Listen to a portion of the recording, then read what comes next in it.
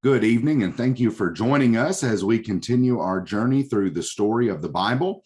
We've been doing this by looking at the 17 time periods that has kind of become a little bit of a popular way to break up the biblical story. And so we're just going through these one at a time, one per Monday, one per lesson. And to help us do that, we have Ken Chapman joining us. Ken, how are you doing this evening? I'm doing good, Jonathan. I've enjoyed these studies. I realize they're kind of somewhat basic and fundamental, but so important to us understanding the overarching theme of the Bible and seeing it, as we've said over and over again, as one continuous story. So I'm looking forward to what you have for us tonight. Well, we're just going to continue. You can see where we've been and where we're going. We've covered the first six. Last week, we looked at wandering in the wilderness. Ken led us through that. And today, we want to look at period number 7, the invasion and the conquest of Canaan, as the people go into their promised land, the land flowing with milk and honey. You'll remember going all the way back to the patriarchs. This is the land that God took Abraham around and showed him the land and said, this land will be yours. It will be your descendants. And so we begin to see the fulfillment of these promises. And so we want to think about the conquest of Canaan today. And really where we see most of this is in the book of Joshua. And Joshua has some exciting stuff in it. Joshua has a little bit of some boring stuff in it, if we're going to be honest. But before we dig in, Ken, by way of kind of review, you said some things about the people of Israel as a nation last week when they were at Mount Sinai. Can you remind us of that by way of review and lead into what we're going to talk about tonight? Well, if I can remember myself what I said, I'm sure it was brilliant, but I don't remember. No, just kidding. But no, we have, of course, all of this is connecting, and the rest of the Bible story will be connecting to the promise that was made to Abraham. Sometimes we say the promises, but it really was just one big promise, and that's an understatement. And it had many facets to it, but sometimes we boil it down to 3 components, don't we? Nation, land, and seed. That God would make of Abraham and his descendants a great nation, that he would give them a land that you've just talked about, that he was showing Abraham, and that through his seed, all nations of the earth would be blessed. Well, they'd been in that incubator in Egypt, just allowing them to grow. They needed time. They needed really kind of an isolation to be able to grow as God's people. And they did that in Egypt. But now that they've been freed from those shackles of slavery, they have acquired the number to really be as God had promised, of the sands of the seashore, and to the number to constitute a nation. They now had an identity, a separation from Egypt that allowed them to be a nation. And then they received the law at Mount Sinai. And so they have that codified system of law.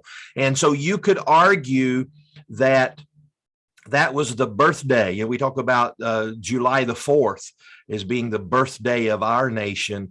You could make an argument that their birthday was at Mount Sinai when they received the law. Now, you could also argue you can't be a nation until you have a land, but I don't know that that's exactly true. They had nomadic nations or peoples back in that day. And so certainly I think you could say that you could tick mark that box that they had become a nation there at Mount Sinai, and now they are a nation in search of a land, and that really constitutes the failure of the people in the wandering in the wilderness. Right. And so when you said that last week, it immediately got me to thinking about the first part of the book of Joshua. So we fast forward 40 years or so, as you said in your little outline of the wandering, they're in nowhere for a little while as they just kind of wander in the wilderness. And then they come up to the edge of the promised land. And we see some things, maybe get a little bit of deja vu, actually, as they cross the Jordan River. God separates the river just as he had the Red Sea, and they cross over on dry ground. This should sound familiar, not just to us, but it would have sounded familiar to that new generation that sees this great miracle. There is the circumcision of the new generation. not the best military strategy, Ken, to enter into enemy territory and then circumcise all your fighting males. Not the best military strategy, but again, we're trusting in God with these things. Then they celebrate the Passover. This is all just in the first couple of chapters of Joshua here. And so the Passover is the birthday of Israel. That's when it all began, as they're released from Egypt, and then the manna ceases. This is all in this one little paragraph as they celebrate the Passover, and then they eat the produce of the land. And the text says that after they ate the produce of the land, the next day the manna stopped. And that is basically God saying, all right, I've delivered you to the land. He doesn't have to provide this miraculous food for them anymore, as now they can eat the fruit of the land that he's promised them. And so I just like that kind of as a bookend on that wilderness wandering thing. We see them become a people, yet because of sin, they're going to have to wander in the wilderness. And then they kind of have almost a rebirth as they come into the promised land here. Yeah, and that's a good point, Jonathan, because that rebirth is with really a new set of people. We've got a new leader in Joshua, a new generation that has really literally grown up in the wilderness. And so you do see the repetition, maybe intentionally on God's part, to say, what I did for Moses, I'm doing for Joshua. Right. What I did for the previous generation, I'm doing for you. Kind of just a stamp of God's approval of these people, and kind of a renewal of that covenant, so to speak. Right. And if we look way forward, which is kind of the point of this study, seeing all this as a interconnected story, Paul is going to use the phrase that they were baptized by Moses into the sea. And so speaking of rebirth, that's what Jesus says to Nicodemus. Paul uses that same language of being baptized in the sea, and we see them coming through the Jordan River this time. And where is John going to go to baptize people but the Jordan River? So we see some more connections there in this story. So I said that the majority of the conquest of Canaan is going to be discussed in the book of Joshua. And Joshua can be divided into two halves. And one is going to be a little bit more interesting than the other. The first half of the book is very interesting. There's lots of battles, lots of stories of fighting and that kind of a thing. There's some ups and downs. And this is where we read of the conquest, them going in and fighting these Canaanite nations, these Canaanite city-states here. And just in terms of thinking about that, this is not a really geared up, trained army. We're dealing with nomads. They haven't had a great deal of experience in fighting, and yet Moses told the people before they crossed the Red Sea, just calm down. The Lord will fight for you. And as they began fighting all these city-states and these Canaanite nations, we see God continuing to fight for them. Yes, they had to pick up sword and shield, but we see that God is going to fight for them, so much so that you'll remember Rahab, the harlot, as the spies come in, she tells them, when we heard about it, our hearts melted within us. And that's not because this is such a, fierce fighting group. It's because God fought for them. And the conversion of Rahab is just an interesting story. Regardless, we could spend time talking about that. We see at Jericho, Ken, I'm pretty sure, I wasn't in the military. You weren't in the military, but I'm pretty sure that marching around a city 13 total times is not a good military strategy for conquering that city. And yet we see God deliver them. Maybe that's the point. Such a, like you said, on its face, a ridiculous military strategy. If we're to take this by human might, and what better way to demonstrate to both the children of Israel as well as the occupants of Canaan that this isn't a normal army. This land isn't going to be taken through normal military means. God is the one doing the battle. Now, to sidetrack us a little bit, the story of the conquest of the city of Jericho is, I think, one of the perfect illustrations from the Old Testament about our salvation, where the text there says, God says, I've given you the city, now go and take it. Right. And those aren't contradictory terms. And you could make a correlation between baptism as being just as really, pardon the term, a ridiculous way to cure a spiritual problem. Yeah. Being immersed, the physical body immersed in water, how is that going to wash away my sins? Well, the same way marching around a city is going to cause the walls to fall. And so it shows us that we have a responsibility, something to do, but this is really of God. God is the one fighting this battle. And so to me, it's a perfect correlation between grace and obedience, both in the Old Testament story as well as in our personal story of sin. Right. That's a wonderful point. And just maybe to put it in a way we can understand it, you were talking about the Lord fighting. God doesn't fight fair either. He says at one point, a couple of points in Deuteronomy, that I will send hornets before you to drive out the people of the land. Man, there's nothing that makes my wife more squeamish, and I mean, she will run. Nothing makes her run more than, a wasp or a bee or a yellow jacket or something along these lines. We often, in these stories of battles between the Israelites and these Canaanite nations, read that God threw them into a panic or sent confusion among them so that they actually turn on each other. At one point in time, God starts throwing hailstones out of heaven. And the text even says that more people died from the hailstones than they did from the sword. I think that's about the same battle where Joshua prays that the sun stands still.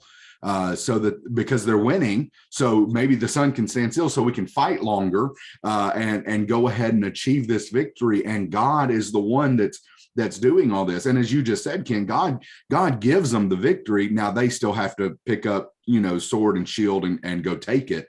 But it's God who is delivering this to them. It's not because of their supreme fighting ability. It's not because of their overwhelming numbers. It's because God fights for them. So that's kind of Joshua 1 through 14. We can go into a lot more of that. There's a lot of battles. There's some strategy. You can look at some maps and that kind of thing. We'll forego that this time. But we now want to think about the second half of the book of Joshua. They've conquered the land. They've done this, a little bit at a time here. They've conquered the land, and now it's time to divide the land. And in Joshua 15 through 24, Ken, I'm just going to be blunt. It is some of the most boring reading in all the Bible. All right, let's get your tribe. And now y'all are going to go from the oak of Morah down to the creek of such and such, over to the rock of, Judah, down to the fence of this. And now that's your land. And the cities within your land are blah, blah, blah, blah, blah. And it's like, you think genealogies are bad. What about these cities that we know nothing of, these places that we know nothing of? And I understand that can be some boring reading. I get that. But it's extremely important spiritually, because God had made a promise to Abraham about this land. He had taken Abraham, kind of given Abraham a tour about this land. And so it wasn't just about conquering the land. It was about the people dividing up the land and dwelling within the land. And so these chapters seem a little bit boring to us, these 10 chapters of settlement, but how amazing would this have been to these people as they are receiving the fulfillment of God's promise? Maybe sorry, John, I meant to step over you there. But just as God had profoundly made it clear that I'm the one fighting the battle for you, I'm the one defeating these people. Now he goes seemingly out of his way, and you're right, in these minute details to emphatically say, I have fulfilled this promise. Right. The land is yours. All of the land that I promised to Abraham is now yours. And so the way the battles were won proves that God did it. And now the way the land is meticulously lined out proves that God has done what he said he was going to do. Absolutely. So I was trying to think of an analogy to this, and maybe this will work. It's probably a poor analogy, but I'll give it a shot anyway.